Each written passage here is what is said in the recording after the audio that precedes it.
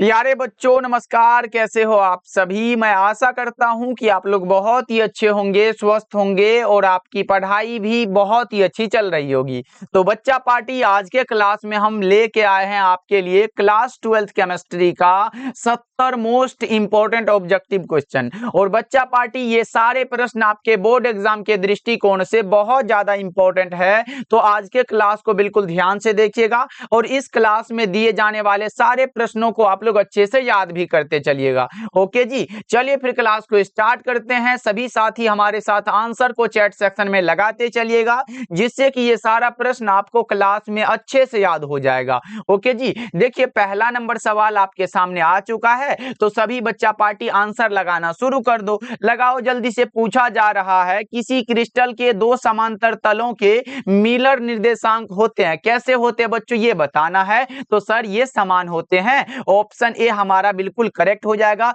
एकदम हमारे साथ बोलते चलो, जिससे कि आपको याद बहुत जल्दी हो जाएगा। चलो आगे बढ़ते हैं। दूसरा नंबर सवाल का जवाब जल्दी से बता दो। पूछा जा रहा है मूल क्रिस्टल तंत्रों की संख्या होती है, ये भी सर आसान वाला सवाल पूछ लिया गया, तो जल्दी से लगा दो आंसर। तो मूल क्रिस्टल तंत्रों की संख्या सर 7 होती है, जो कि ऑप्शन नंबर बी हो जाएगा। याद रहे बच्चों, यहाँ पे बेसिक क्रिस्टल सिस्टम है। और अगर बच्चा पार्टी आपसे पूछे ब्रेविस जालकों की संख्या कितनी होती है, कितना लगाओगे? ब्रेविस जालक बच्चों बताओगे क्या? ब्रेविस जालक कितने होते हैं सर? ये हमको तो पता है कि ये 14 होते हैं। अच्छा, ये अगर आपसे पूछे कि घनाकार क्रिस्टल में, क्या पूछेगा बच्चों? अगर घनाकार क्रिस्टल में ये ब्रेविस जालक पूछे तो क्या लगाओगे? तो सर घनाकार अगर मिले ना तो उसमें हमारा 3 होता है। बहुत अच्छे तरीके से याद रखना है साथी। ओके चलो, जितना हम अलग से बताए एकदम दिमाग में फिट करते चलो बच्चों। एग्जाम में आने की गारंटी वो हमारी रहती है, बस आप पढ़ने की गारंटी ले लो और कोई अगल बगल का ये टेंशन वेंशन नहीं लेना है। जितना पढ़ाया जा रहा है पढ़ते चलो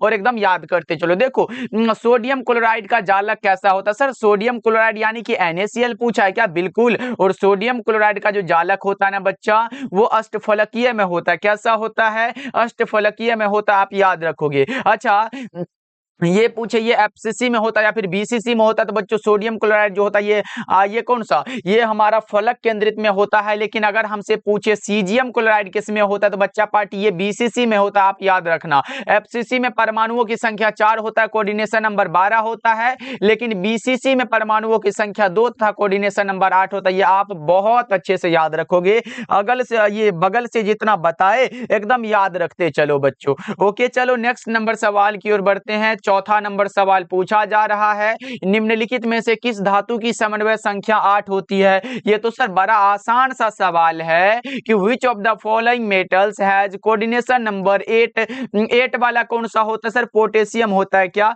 4 नंबर सवाल का जवाब बिल्कुल ऑप्शन नंबर ए हमारा करेक्ट है। और बच्चा पार्टी अगर आप ए लगा रहे हो तो बिल्कुल करेक्ट हो आप लोग। चलो आगे बढ़ते हैं। 5वां नंबर सवाल का जवाब बताओ। लो जी, अभी जस्ट हमने बताया, क्या बताया sir? Body centered cubic excel यानी कि क्या है? ये BCC है। और यहाँ पे पूछा गया लैटिस बिंदु, यानी कि सर इसमें पूछा जा रहा है परमाणुओं की संख्या। क्या पूछा गया बच्चा पार्टी? परमाणुओं की संख्या पूछा है। तो सर परमाणु तो 2 होते हैं और ये हमारा कोऑर्डिनेशन नंबर तो 8 होता है। तो परमाणु पूछा, ये हमारा लैटिस बिंदुओं की संख्या पूछा, तो क्या हम 2 लगाएंगे? बिल्कुल बच्चा पार्टी ऑप्शन नंबर सी बिल्कुल करेक्ट हो जाएगा। और जानते हो बच्चा पार्टी, अभी तक आप लोगों ने क्लास लाइक नहीं किया तो ये बहुत ज्यादा गलत बात है। एक बार सारे साथी क्लास को लाइक कर लीजिएगा तो पढ़ाने में बिल्कुल एकदम मजा आ जाएगा। ओके बच्चा चलो।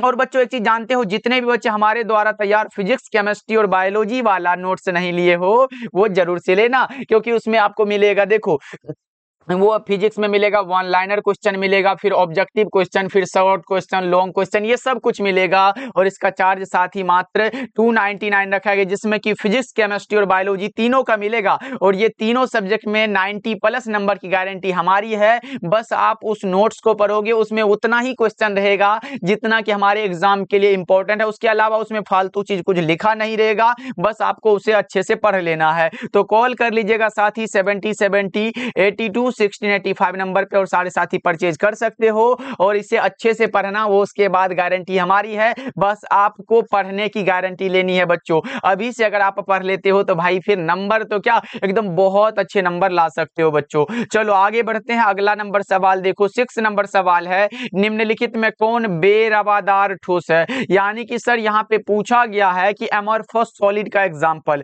बेरवादार ठोस जिसकी निश्चित और नियमित ज्यामितीय आकृति नहीं होती है, और नहीं होने वाला तो सर वो क्वार्ट्ज ग्लास होता है जिसे हम लोग SiO2 भी कहते हैं। तो आप ये याद रखना, एग्जाम में ऐसा वाला है तो लगा देना। उसके बाद आप कह सकते हो सर प्लास्टिक भी तो यही होता है ना, प्लास्टिक वाला तो यही हो जाता है। उसके बाद आप कह सकते हो उच्च घनत्व वाले पॉलीथीन या फिर बहुलक कह सकते हो, ये भी होता है बच्चों।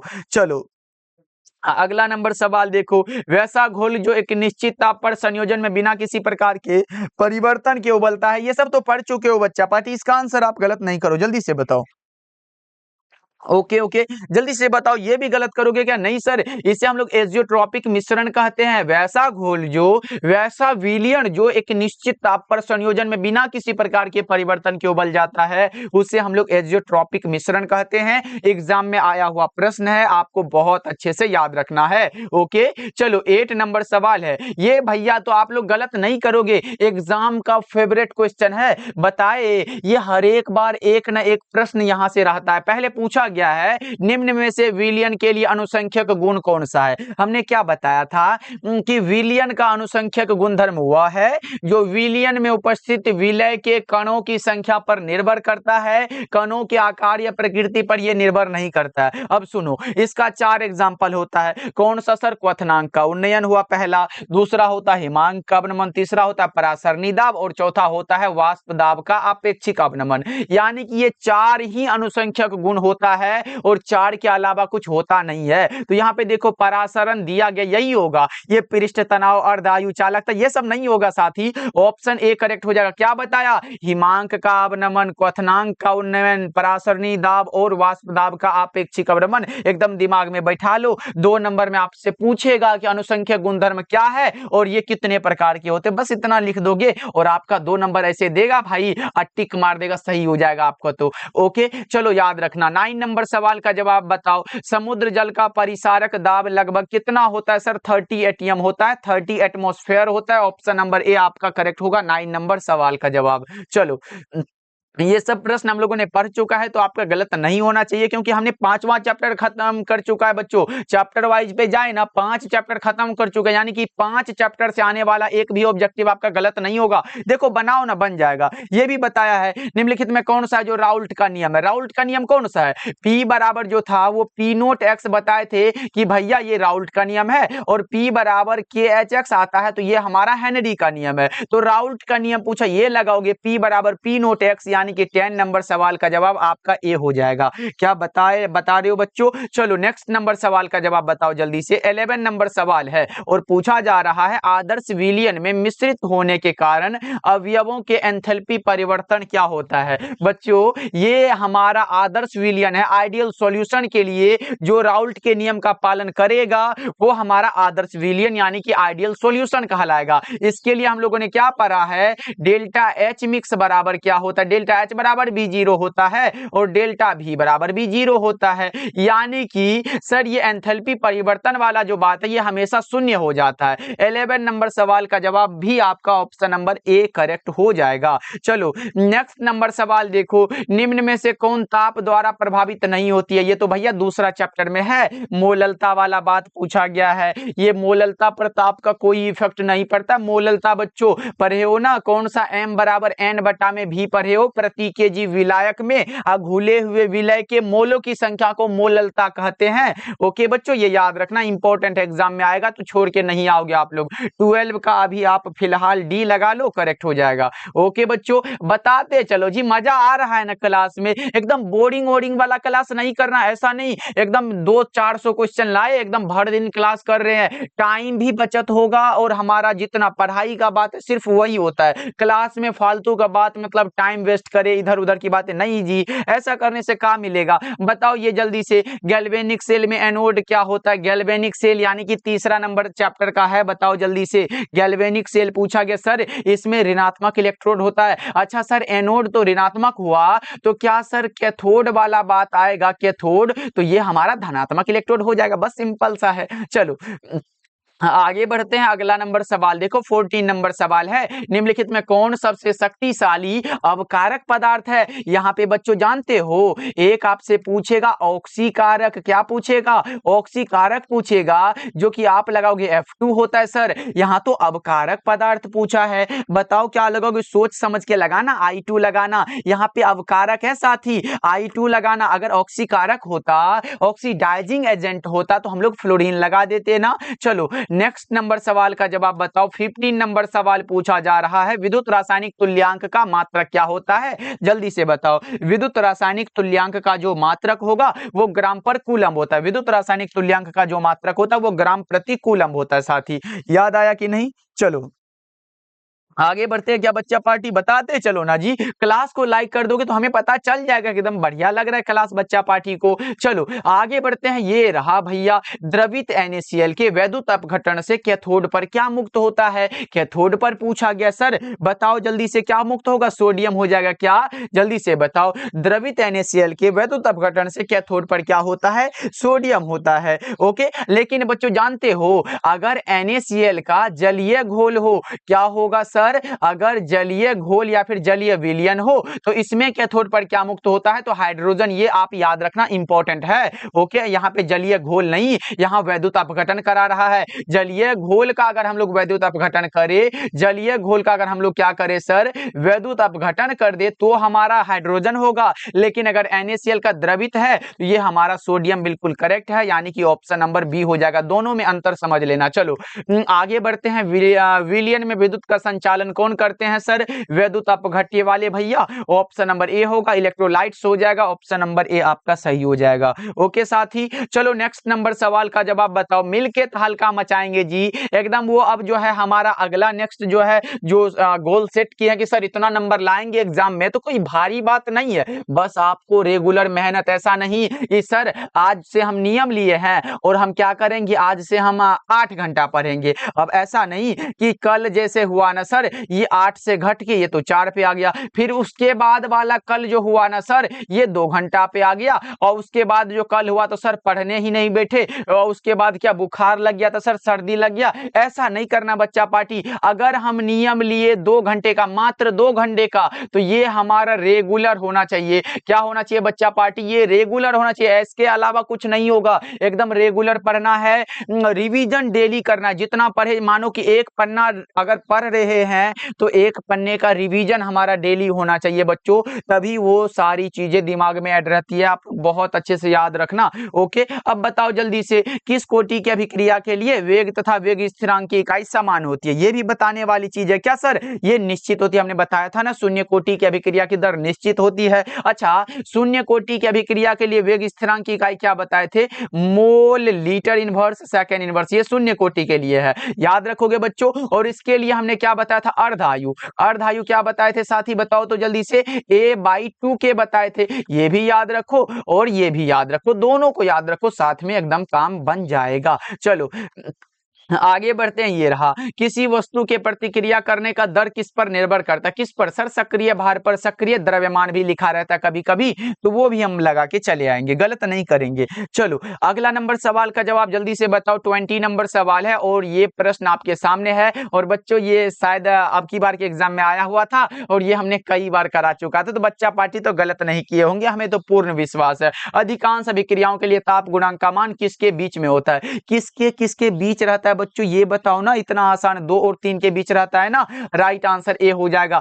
ये चौथा चैप्टर का, जैसे अनुक्ता का मान कितना होता है, तो 3 होता है, अनुक्ता का अधिकतम मान 3 ही हो सकता है बच्चों, याद रखना, अनुक्ता एक सैद्धांतिक मान होता है। चलो ये रहा, रासायनिक अधिशोषण कैसी अभिक्रिया है, देखो भैया भौतिक अधिशोषण उत्क्रमणीय होता है, लेकिन रासायनिक अधिशोषण अनुत्क्रमणीय होता है। और पता है ना, रासायनिक अधिशोषण जो होते हैं ये हमारा क्या होते हैं, ये एक लेयर होता है, इसमें आप याद रखना, ये हमारा क्या होता है, इसमें पूछा गया है कि रासायनिक रासायनिक अधिशोषण में कितनी परतें होती है? तो रासायनिक अधिशोषण में केवल एक परतें होती है, आप याद रखना, इंपॉर्टेंट है बच्चों। चलो अच्छा 1 मिनट और बता दे, रासायनिक अधिशोषण वाला बात आया तो 40 से 400 किलो जूल पर मोल इसमें ऊर्जा मुक्त होती है बच्चों। लेकिन अगर भौतिक अधिशोषण का बात आता तो हम लोग 20 से 40 किलो जूल पर मोल लगाते हैं बच्चों, ये आप याद रखोगे। चलो नेक्स्ट नंबर सवाल का जवाब बताओ। पूरे 70 ऑब्जेक्टिव को कवर करना है, जल्दी जल्दी से लगाते हैं। चलो P2O5 जल्दी से।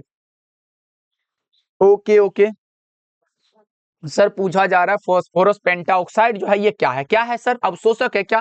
फास्फोरस पेंटाऑक्साइड एक प्रकार का अवशोषक है। अनार्द्र कैल्शियम क्लोराइड, सांद्र सल्फ्यूरिक अम्ल, ये सब ये अवशोषक होता है बच्चों, आप याद रखना। यहाँ पे लिख भी देते हैं अनार्द्र, कौन सा सर? CaCl2। क्या लगाएंगे साथी? CaCl2 लगाओ, या फिर आप लगाओगे सर सांद्र होता है और H2SO4, ये सब आता है, तो ये सब अवशोषक होता है बच्चों। चलो नेक्स्ट नंबर सवाल का जवाब बताओ। अलग से बताए तो समझ लो वो इंपॉर्टेंट होता है, इसलिए हम लिख देते हैं। देखो रक्त पर कैसा, र से रक्त और र से ऋणात्मक बताए थे बच्चों, ऑप्शन बी लगा लो। एकदम इतना प्रैक्टिस करेंगे ना भाई एग्जाम के लिए तो भाई ज्यादातर हद हो जाएगा, एकदम एकदम देखने के साथ ऐसे मुस्कान मुंह पे आएगा एग्जाम हॉल में। अच्छा ये भी पढ़े हैं भैया, ये भी पढ़े हम, मतलब सब लगेगा कि हम पढ़े ही है, तो लगा देते हैं। अपमार्जक को क्या कहा जाता है? पृष्ठ सक्रियण कहा जाता है, सरफेस एक्टिवेटर कहा जाता है बच्चों। क्या कहा जाता है? सरफेस एक्टिवेटर कहा जाता है बच्चों। चलो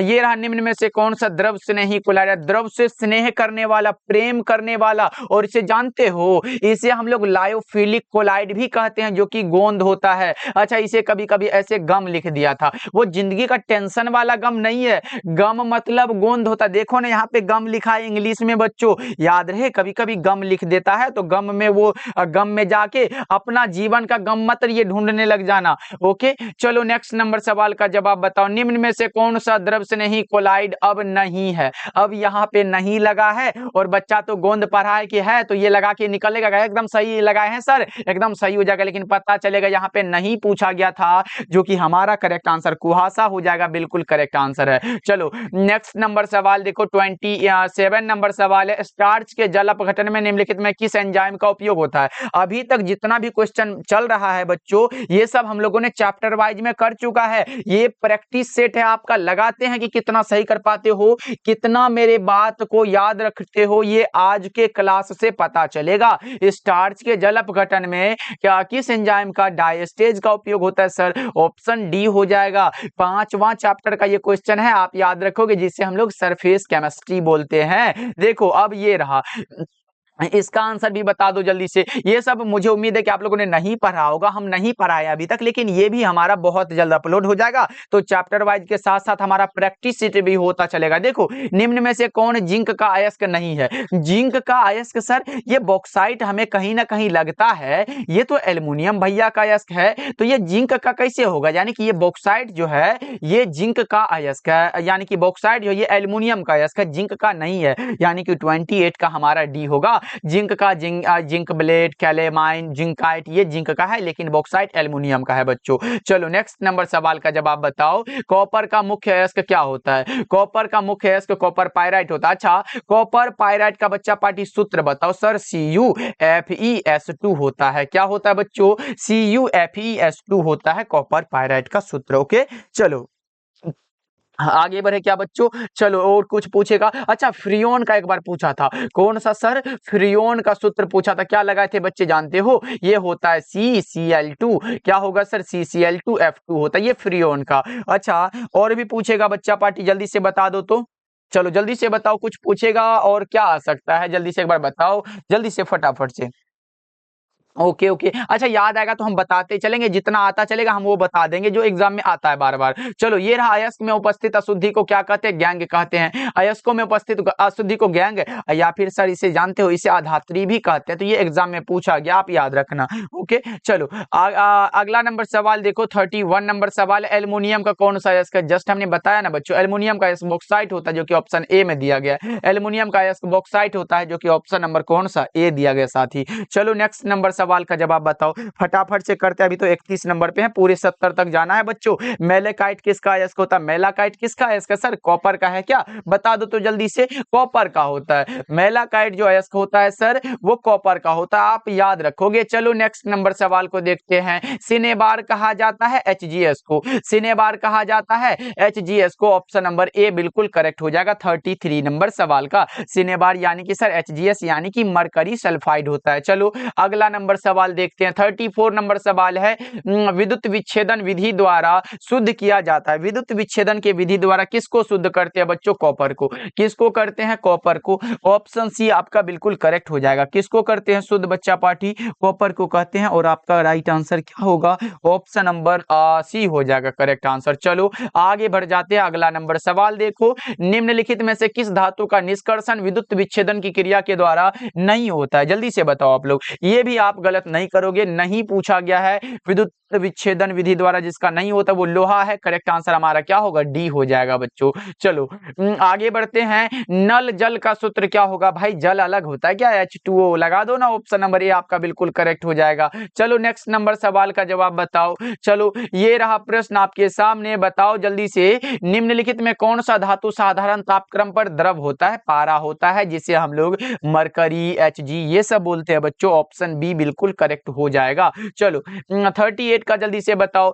H2SO4 क्या होगा? देखो ये क्या है सर? सल्फ्यूरिक एसिड है। बताओ जल्दी से क्या होगा? देखो सल्फ्यूरिक और क्या आता है सर? एसिड है। एसिड मतलब क्या होता है सर? अम्ल होता है, और ये एक प्रकार का अम्ल है। देखो नाम में ही इसका आंसर दे दिया गया। बताओ, ये भी एग्जाम में पूछा जा चुका है, बताओ जल्दी से। चलो आगे बढ़े क्या बच्चा पार्टी? अगला नंबर सवाल का जवाब जल्दी से बताओ। अगला नंबर सवाल देखो, 39 नंबर सवाल है, सोडियम आवर्त सारणी में किस ग्रुप का सदस्य है? सोडियम भैया जो है वो कहां पर रहता है ये बताओ। कौन सा घर है उसका भाई? जल्दी से बताओ तो, जल्दी से फटाफट से बताओ। ग्रुप 1 में, ऑप्शन नंबर 1 करेक्ट हो जाएगा। चलो आगे बढ़ते हैं। 40 नंबर सवाल देखो, SF6 में सल्फर का ऑक्सीडाइजिंग कौन सा ऑक्सीडेशन नंबर क्या होगा? जल्दी से बताओ, फटाफट से बताओ कि ऑक्सीकरण संख्या क्या होगा? SF6 में सल्फर का सिर्फ पूछा गया आप लोगों से, आप लगाओगे सर क्या होता है? जिसका पूछेगा उसे हम लोग X मानते हैं, यानी कि सर जिसका, यानी कि S का पूछा तो X, ये हमारा S को X मान लो, यहाँ पे प्लस लिखो। क्या लिखेंगे सर? प्लस, और 6 गो ये क्या है भाई? F जो है ये कितना दिया गया है? 6 दिया गया है, यानी कि फ्लोरीन को 6 और माइनस में इसका ऑक्सीकरण होता तो माइनस के 1 लिख दो। यहाँ पे गुना भी कर सकते हो, लेकिन गुना काहे का लिखे भाई? उसके बाद बराबर में 0 लिख दो, यानी कि x प्लस माइनस माइनस 6 बराबर 0, इसीलिए हमारा x बराबर क्या होगा सर? +6 हो जाएगा, और हमारा करेक्ट आंसर ए वाला बात बन जाएगा। चलो नेक्स्ट नंबर सवाल का जवाब बताओ। नाइट्रोजन और ऑक्सीजन क्या है भाई? नन मेटल है, अधातु है। नाइट्रोजन और ऑक्सीजन अधातु है, ऑप्शन बी हो जाएगा। चलो 42 नंबर सवाल है, फोटोग्राफिक फिल्म प्लेट में किसका आवश्यक घटक होता है? सिल्वर ब्रोमाइड, जिसे हम लोग सर AG आप BR कहते हैं, ये आपको याद होगा, तो आप बी लगा सकते हो, बिल्कुल करेक्ट आंसर है। ओके चलो अगला नंबर सवाल देखो, संक्रमण तत्वों को और किस नाम से जाना जाता है? संक्रमण तत्व है बच्चों ट्रांजिशन एलिमेंट्स है। बताओ कौन सा होता है? डी ब्लॉक होगा क्या? 43 का बिल्कुल सही आंसर ऑप्शन नंबर सी होगा। 3 से लेके 12 तक के तत्वों को कौन सा कहते हैं? ट्रांजिशन एलिमेंट्स कहते हैं बच्चों। चलो अगला नंबर सवाल का जवाब जल्दी से बताओ। पूछा जा रहा है, निम्नलिखित में से किस तत्व में 4f ऊर्जा स्तर क्रमिक रूप से बढ़ता है? बच्चों हमने क्या बताया था सर? कुछ बताए थे क्या सर? वो लेंथेनाइड होता है। अगर हमारा 5f होता तो हम लोग एक्टिनाइड लगाते, ये सब तो बता चुके हैं हम, आप गलत नहीं करोगे। चलो ये रहा, हमेशा स्वतंत्र अवस्था में पाया जाने वाला धातु कौन सा है? एकदम भैया किसी से मतलब नहीं है, हमें सोने दो, एकदम एकदम पूरा टेंशन वेंशन फ्री है हमें तो भाई। अभी हमें किसी से कोई मतलब नहीं, तो वो कौन सा हो जाता? सोना होता है। कौन सा सोना होता सर? सोने वाला सोना नहीं है, वो नींद वाला सोना नहीं है, ये Au धातु वाला सोना है। 45 का आप ए लगाओगे। चलो अगला नंबर सवाल देखो, 46 नंबर सवाल है, डी ऑर्बिटल का आकार कैसा होता है? डी से डम्बवेल याद रखोगे सर, डी से डबल डम्बवेल भी तो हो सकता है, मतलब ट्रिक तो काम नहीं करेगा यहाँ पे। जल्दी से हमें बताओ 46 नंबर सवाल का जवाब क्या लगाए? सर ये डबल डम्बवेल होता है, डी ऑर्बिटल का आकार डबल डम्बवेल होता है। एस का सर गोलीय होता होता है, p का डम्बवेल होता है। आप याद रखना, अगर p ऑर्बिटल हो डम्बवेल लगाना, s ऑर्बिटल हो गोलीय लगाना, और अगर d ऑर्बिटल हो डबल डम्बवेल लगा के चले आना, करेक्ट हो जाएगा। चलो 47 नंबर सवाल है, संकुल कितने प्रकार के होते हैं? संकुल सर कितने प्रकार के होते हैं, जल्दी से बता दो। ये 3 प्रकार के होते, ऑप्शन सी हो जाएगा। चलो आगे बढ़ते हैं, 48 नंबर सवाल है, ये तो आसान सा सवाल है।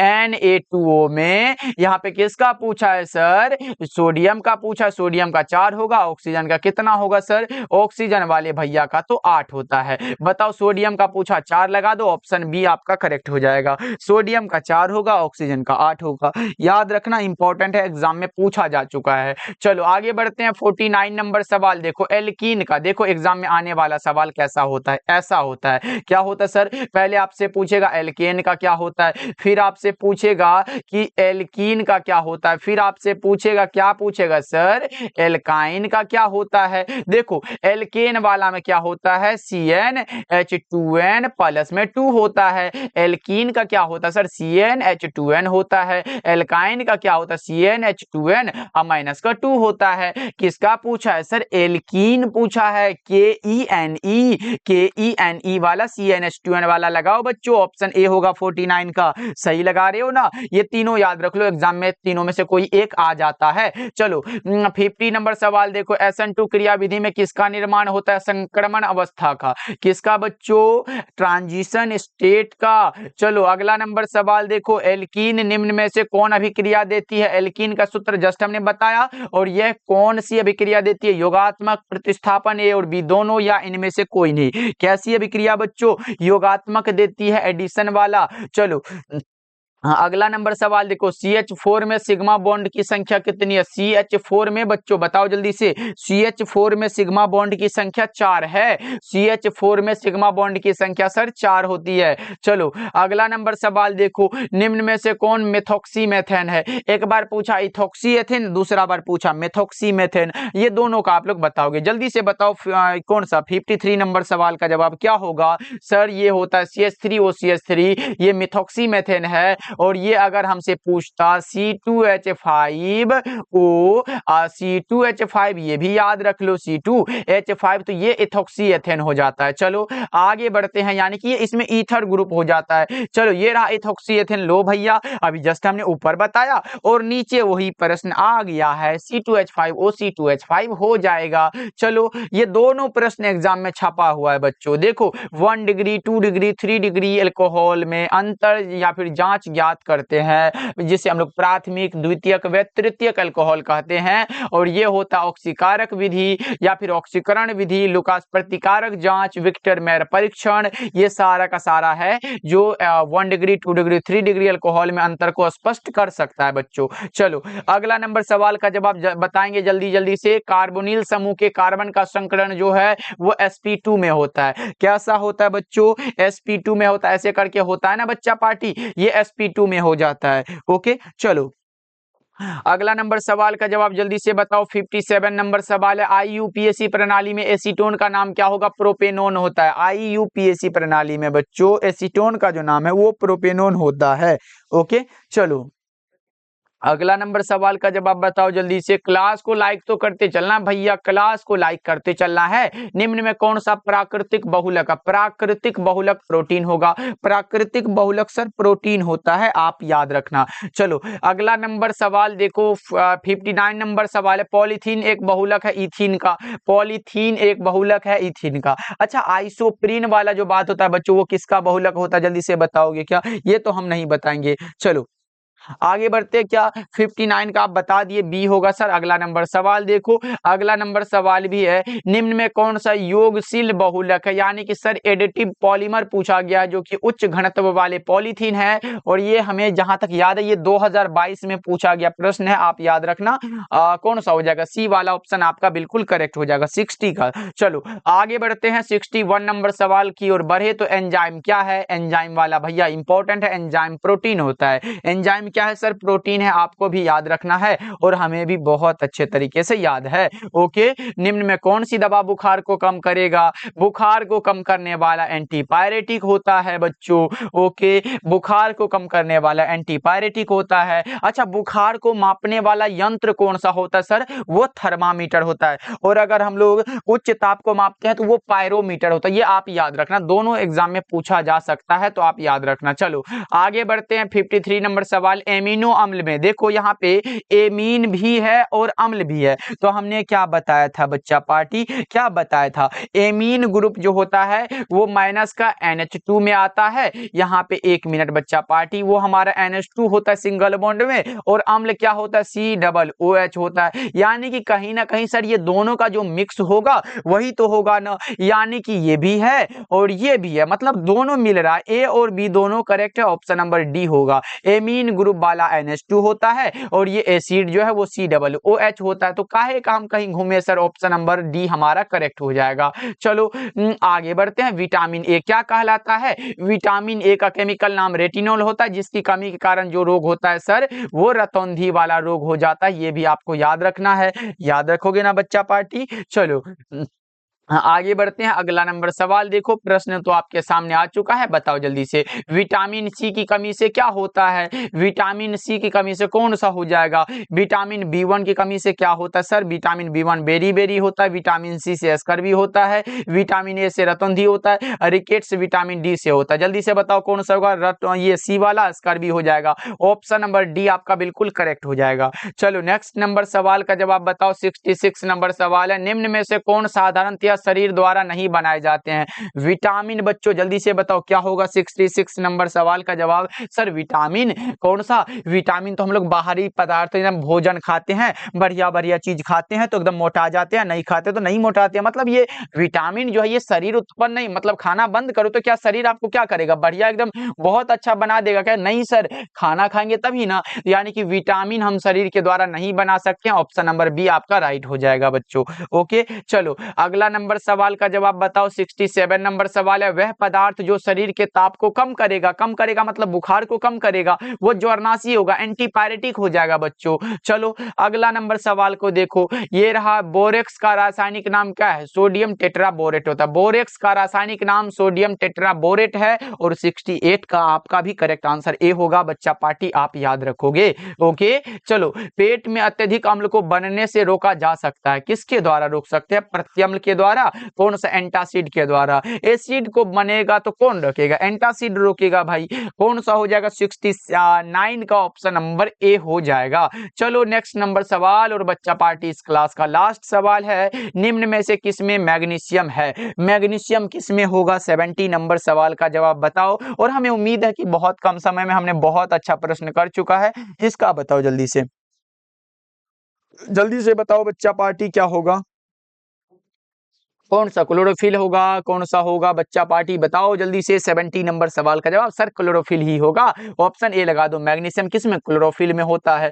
अच्छा बच्चों, अगर आप लोग चाहो तो कुछ मैं यहाँ पे फंक्शनल ग्रुप बता दूं जो इंपॉर्टेंट है। जैसे आपसे पूछेगा कि एल्डिहाइड का, यहाँ पे 1 मिनट पूछेगा कि एल्कोहल का क्या होता है, एल्कोहल वाला फंक्शनल ग्रुप पूछे तो क्या लगाओगे? सर एल्कोहल का हम लोग OH लिखते हैं, ये सब याद है क्या? अच्छा कौन सा और पूछेगा? कार्बोक्सिलिक एसिड पूछेगा तो क्या लगाओगे? COOH होता है सर, ये हम जानते हैं। अच्छा बच्चों, एल्डिहाइड पूछेगा, क्या पूछेगा? एल्डिहाइड पूछेगा तो क्या लगाओगे? एल्डिहाइड पूछेगा तो क्या लगाओगे? सर CHO होता है, ये भी हमें पता है। अच्छा बच्चों, कीटोन पूछेगा तो क्या लगाओगे? जल्दी से बताओ। सर ये भी पता है, ये CO होता है, ये याद रखना बच्चों, इंपॉर्टेंट है। कीटोन पूछता है एग्जाम में, बार बार पूछा गया, देखा गया कि पूछा जा रहा है। अच्छा एमीन कौन सा होता है बच्चों? एमीन का बताओगे क्या जल्दी से? एमीन का क्या होता है? जस्ट हमने बताया था सर NH2 होता है, ये नहीं पता है क्या? अच्छा और भी लिख देते बच्चों, इसको एकदम ध्यान में रखिएगा, उसके बाद तो मजा आ जाएगा एग्जाम में अगर पूछेगा। अच्छा ईथर भी पूछेगा, क्या पूछेगा सर? ईथर पूछेगा तो क्या लगाएंगे? इसमें O होता है। ईथर वाला ग्रुप कौन सा होता है? O होता है। अच्छा एमाइड पूछेगा, क्या पूछेगा बच्चा पार्टी? एमाइड पूछेगा तो क्या लगाओगे? जल्दी से बताओ। ये होता है CONH2 होता है, ये आप याद रखोगे बच्चों। हो सके तो इसे कॉपी में नोट कर लेना, एमाइड वाला का CON NH2 होता है, ईथर का O होता है, एमीन वाला का NH2 होता है, अल्कोहल का OH होता है, कार्बोक्सिलिक एसिड का COOH होता है, एल्डिहाइड का CHO होता है और कीटोन का CO होता है। आपको याद होगा ना बच्चों। अच्छा, कार्बोनिल ग्रुप पूछेगा, कौन सा पूछेगा बच्चा पार्टी, कौन सा कार्बोनिल ग्रुप पूछेगा, आप याद रखना, ये भी यहाँ पे लिख देते हैं। कार्बोनिल वाला पूछे तो क्या लगाओगे बच्चों, ये भी हमने लिख चुका है, ये C डबल बॉन्ड O होता है, ये भी आप याद रखना, एग्जाम में आया हुआ प्रश्न है इसीलिए हमने बता दिया। उसके बाद हमें नहीं लगता, अच्छा हेलोजन ग्रुप वाला जैसे फ्लोरीन, क्लोरीन, ब्रोमीन, ये सब लिख लेना, आपको याद होना चाहिए, बहुत अच्छे तरीके से एग्जाम में पूछता है ये बार बार। ओके बच्चों, अब हमें नहीं लगता कि कुछ और भी पूछेगा। ये बताए अल्कोहल वाला को हम लोग क्या कहते हैं, हाइड्रोक्सिल ग्रुप भी कहते हैं, तो ये आप याद रखना, इससे हम लोग शायद एग्जाम्पल में समझ सकते हैं। एथेनॉल जैसे लिखते हैं ना C3H2 CH3CH2OH लिखते हैं, मतलब ये OH जो लगा होता है ये कौन सा होता है, हाइड्रोक्सिल ग्रुप होता है बच्चों। ओके चलो, अब बताओ कि आज का क्लास आपको कैसा लगा बच्चा पार्टी। और हाँ, जितने साथी वो नोट्स लेना चाहते हो बच्चा पार्टी, बस आप पढ़ लो, ऐसा नहीं है बिना पढ़ेंगे तभी कुछ हो पाएगा ना साथी, इसलिए अभी मात्र 299 चार्ज रखा गया और साथ में हमारे तरफ से आपके लिए हिंदी का जो है बिल्कुल फ्री दिया जाएगा। और ये 299 बहुत कम समय के लिए ऑफर है, आप लोग कॉल कर सकते हो 7070 82 1685 नंबर पे आप ले लीजिएगा और सारे साथी अभी से ही पढ़ाई स्टार्ट कर लीजिएगा। फिर उसके बाद तो भैया ना प्रश्न छूटेगा, एकदम बढ़िया नंबर के लिए हमें मेहनत करना होता है और कुछ नहीं करना पड़ता है बच्चा पार्टी। क्या करना पड़ेगा भैया, मेहनत करना पड़ेगा।